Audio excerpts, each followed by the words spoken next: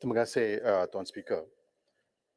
Peruntukan Undang-Undang Seksyen 4-5 SOSMA yang menetapkan tempoh remand dilanjutkan dari 24 jam hingga 28 hari bercanggah dengan Perlembagaan Malaysia dan juga bercanggah dengan Deklarasi Hak Asasi Manusia Antarabangsa 1948. Akta di bawah 117 Kanun Prosedur Jenayah KPJ yang sedia ada boleh dikenakan terhadap setiap tahanan di bawah SOSMA.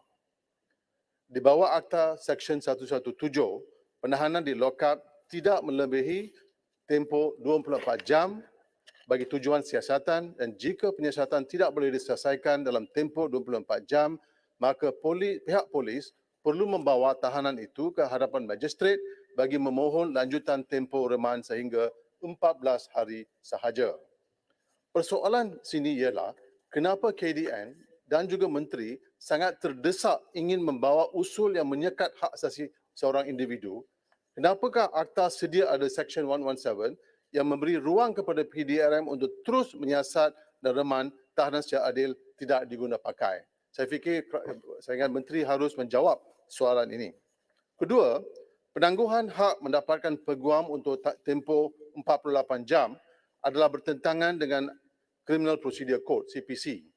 Kanun CPC menetapkan bahawa suspek mesti dibawa di hadapan seorang magistrate dalam tempoh 24 jam untuk mendapatkan perintah tahanan remand. Akta SOSMA ini bercanggah dengan perkara 5-3 Perlembagaan Persekutuan yang menyatakan jika seorang ditangkap maka dia hendaklah dibenarkan dibela oleh seseorang peguam pilihan tahanan. Ketiga, kuasa untuk mengeluarkan perintah tahanan dan penyalahgunaan kuasa. Peruntukan polis berpangkat superintendent dan ke atas berhak mengeluarkan perintah tahanan sehingga 28 hari dan ini membuka ruang kepada penyalahgunaan kuasa polis terhadap tahanan.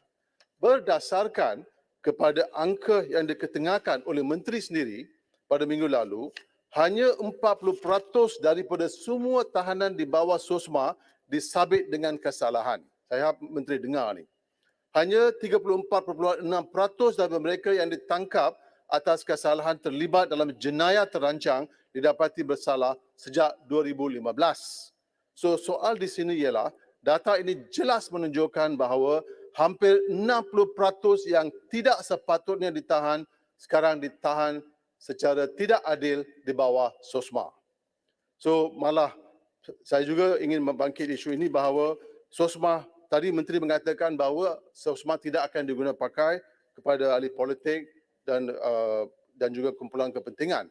Tetapi jelas bahawa SOSMA disalahgunakan untuk menangkap dan menahan ahli politik, aktivis dan juga individu-individu yang tidak bersalah.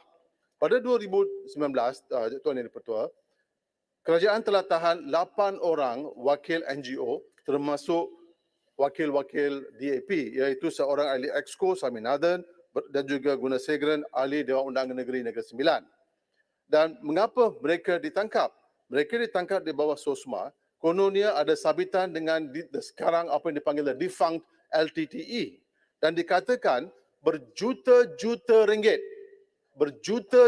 ringgit telah dimasukkan, telah disalurkan kepada akaun mereka untuk meluaskan pengaruh mereka di Malaysia dan juga untuk menggulingkan kerajaan Malaysia.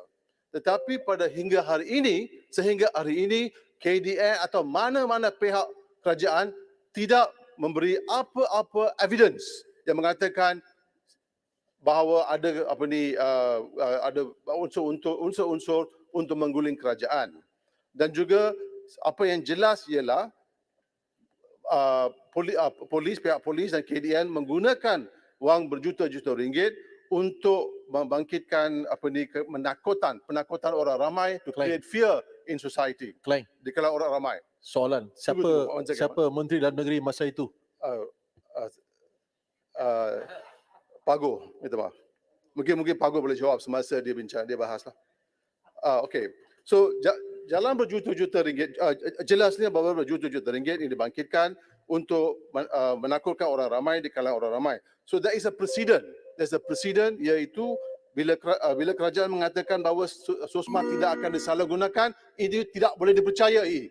Jelas tidak boleh dipercayai. Dan satu lagi isu saya nak bangkit yang baru saya baca Menteri Speaker adalah berkait dengan di tempat kawalan Pekan Nanas International Depot, dan ini adalah satu statement yang dikeluar di artikel yang dikeluar di Malaysia Kini. Dan saya baca, I would have died in that inhuman place, says a Singaporean. Dan beliau mengatakan bahawa, dan saya baca sini, although Home Minister Hamzah Zainuddin dismissed the Chinese nationals' allegation that food and other items in the detention center were sold at exorbitant prices, Wong claimed that this was not true. Saya harap Menteri dapat menjelas. Bukan saja itu, ada orang mati dekat sana. Ada orang mati. Dan juga saya baca dekat sini bahawa meanwhile, Wong also claimed dengan izin that